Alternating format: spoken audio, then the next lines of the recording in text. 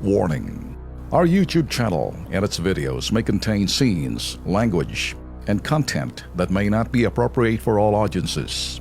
These videos include surveillance footage, undercover pursuit of suspects, actual police and rescue operations, and fearless confrontations. If you do not approve of the content, please do not watch our videos. If you wish to continue, we strongly advise that you proceed with caution. Viewers' discretion is advised. Kasama natin ngayon si Carlo De La Rosa, 22 taong gulang na janitor. Narareklamo kasi niya ang kanyang agency na ASAP, Janitorial Services, dahil hindi raw nabibigay ang 2 buwang sahod ng kanyang pinaghirapan. Dagdag pa niya, maging ang kanyang mga kasamahan ay hindi rin daw nakukuha ang kanilang mga sweldo. Kawawa naman to. Sige, ano bang dahilan kung bakit? Anong sinasabi ng iyong agency ito? Nga po, pag kinokontak nga po ng team leader po namin, ang sinasagot lang po sa amin ng ASAP, hindi pa daw po nakakabayad yung abida. Alright, sige. Tanong ko sa iyo, Collection pa rin, no? ano bang kliyente ninyo? Ikaw, nagtatrabaho ko dun sa kliyente. Ikaw ay under sa agency. Apo. O sige, mawalang galang lang. Baka sakaling, masabi mo ba sa amin kung anong kliyente? Yun. Anong Saan ka kumpanya? nakatalaga? Sa po, Abida Arda po. Ano no? Abida Residences. Avida Residences. Ano yun, ha? Boy, kilala Kumpanya, yun. oo. Hindi basta-basta yan. Oy, ngayon, kung kayo, hoy, alam nyo, kuminsan, baka nakakalimot lang ho kayo, Avida Residences, ano? Kawawa naman itong mga janitor na lumalapit ho sa amin. Kayo mayaman na rin. Hindi naman kayo magiging Avida dyan kung hindi magandang inyong negosyo. Tama. Kunting grasya man lang. Hindi kami nagsisermon. Kaya lang mas maganda siguro dito. Sige, pakinggan na natin ang ito'y palusot. Palusot. Dahil. Okay, paliwanag na janitorial services na nagbigay na si Chris, operations manager. Tingnan natin kung anong pambobola. Pakinggan natin.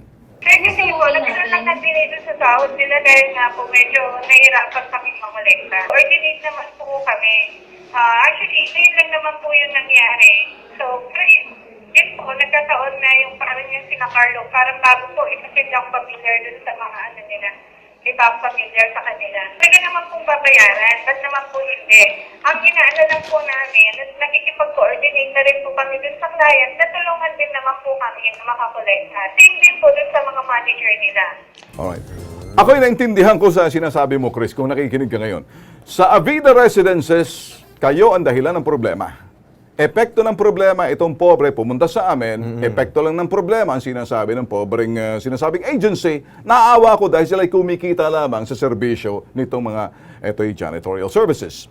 Avida Residences, kung maaari, Sus Mariosep, ayusin nyo na. Pero ako, Ben, bibigyan ko pa rin sila ng, ng pagkakataon. Baka siguro nakapagbayad na, baka iba lang rason nito ni Ma'am Chris.